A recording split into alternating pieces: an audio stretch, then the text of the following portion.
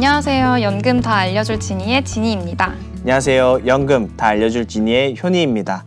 여러분들이 궁금한 내용을 시원하게 문질러 드리겠습니다. 네, 오늘은 어떤 주제를 다뤄볼까요?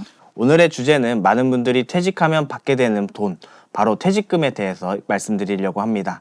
일반적으로 12월에서 3월이 퇴직이 가장 많은 시기인데 해당하시는 분들은 꼭 집중해 주시기 바랍니다.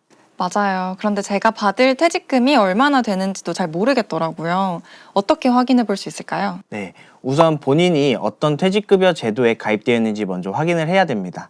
퇴직급여 제도는 크게 퇴직금 제도랑 퇴직연금 제도로 구분됩니다.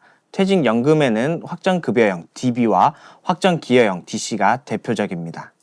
가입한 제도에 따라서 퇴직금도 달라지는 거군요. 네, 맞습니다. 퇴직금 제도와 DB형 제도는 31분 평균 임금의 근속연수를 산출한 만큼 퇴직금이 되고요.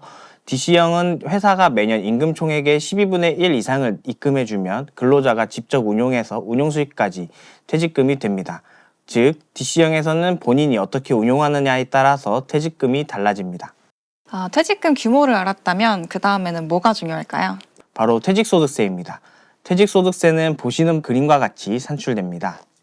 와, 근속연수 공제, 환산급여 공제, 보기만 해도 어지러운데 쉽게 할 수 있는 방법이 따로 없을까요? 네, 이렇게 보면 공부해야 될 것 같아서 되게 어렵죠. 그래서 제가 꿀팁 하나 알려드리겠습니다. 국세청 홈페이지에 들어가셔서 땡땡땡년 귀속퇴직소득 계산 프로그램을 검색하시면 엑셀 파일을 다운받으실 수가 있습니다. 엑셀 파일을 다운받으셔서 입사일자, 퇴직일자, 퇴직금을 입력하시면 자동으로 세액이 계산됩니다. 퇴직소득 계산 프로그램을 보니까 중간지급 등이라는 항목이 있는데 이건 뭘까요? 굉장히 중요한 포인트를 말씀해 주셨습니다. 임원으로 승진하시거나 집을 사시기 위해 중간정산하신 분들이 꽤 많으실 텐데요.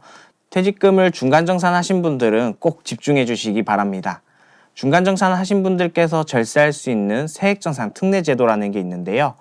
중간정산을 했어도 이전 근속연수와 퇴직금을 합쳐 절세 혜택을 받으실 수 있는 제도입니다.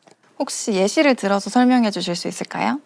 예를 들어 A씨가 1994년 1월 1일에 입사해서 2016년 12월 31일에 퇴직금 1억 6천만 원을 중간정산하고 세금 575만 원을 납부했다고 하겠습니다. 그리고 2025년 12월 31일 최종적으로 퇴직할 때 퇴직금 3억 4천만 원을 추가로 받았다고 가정해 보겠습니다. 특례제도를 적용하지 않으면 재직기간은 중간정산 이후부터 퇴직일자까지 되고 퇴직금은 3억 4천만 원을 기준으로 퇴직소득세가 산출됩니다. 이때 세금은 약 5,775만 원입니다. 반면 세액정산 특례제도를 적용하면 재직기간은 중간정산 이전의 근속기간을 포함해서 입사일자부터 퇴직일자까지 그리고 퇴직금은 중간정산한 퇴직금과 최종 퇴직금을 합한 5억 원이 됩니다. 합산한 재직기간과 퇴직금을 기준으로 퇴직소득세를 산출하고 중간정산 당시에 납부했던 세금을 차감해서 최종 세금을 산출하는데 이때 최종 세액은 2,658만 원 정도입니다. 즉, 약 3,100만 원 정도 절세할 수가 있습니다. 와, 정말 큰 차이가 나네요. 예, 맞습니다. 다만 세액정산 특례제도를 활용하면 근속연수가 길어져 세액을 줄일 수도 있지만 반대로 퇴직소득도 합쳐져 간혹 특례제도를 적용할 때 오히려 세금이 더 많아지는 경우가 있습니다. 따라서 둘 다 확인하시어 꼭 유불리를 판단하시길 바랍니다. 네, 그럼 이 특례제도는 어떻게 적용받아야 할까요? 중간정산 당시에 퇴직소득 원천징수 영수증을 회사 급여 담당자에게 최종 퇴직하실 때 제출해 주시면 되겠습니다. 이제 저희 어떤 이야기를 해보면 좋을까요? 이제 퇴직금을 어떻게 받는지에 대해서 이야기해 보려고 하는데요. 퇴직금 급여 계좌로 바로 들어오는 게 아니었나요? 네, 그렇지 않습니다. 왜냐하면 2022년부터는 법정 퇴직금을 IRP로 의무적으로 수령하게끔 되었기 때문인데요. IRP로 받으시면 퇴직소득세가 차감되지 않은 채 바로 입금이 됩니다. 단, 만 55세 이상이시거나 퇴직금이 300만 원 이하인 경우에는 급여 계좌로 수령하실 수가 있습니다. 그리고 명예퇴직금이나 위로금은 법정 퇴직금이 아니어서 IRP로 안 받으셔도 됩니다. 퇴직금이라고 해서 전부 IRP로 받는 건 아닌가 보네요. 그러면 법정 퇴직금이 아닌 명예퇴직금이나 위로금 같은 경우에는 어떻게 받아야 하나요? 네, 만 55세를 기준으로 받는 방식이 달라집니다. 만 55세를 넘으신 분들은 급여계좌 IRP, 연금저축계좌로 편하게 선택하실 수가 있습니다. 연금 수령을 개시할 수가 있기 때문인데요. 그래도 우선 IRP 또는 연금저축계좌로 받는 걸 추천드립니다.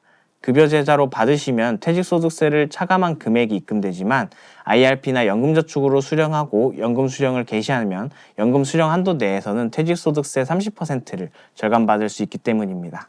그럼 55세 미만인 경우에는 어떻게 할까요? 법정퇴직금은 반드시 IRP로, 명예퇴직금은 IRP 연금저축계좌 또는 급여계좌를 선택하실 수 있습니다.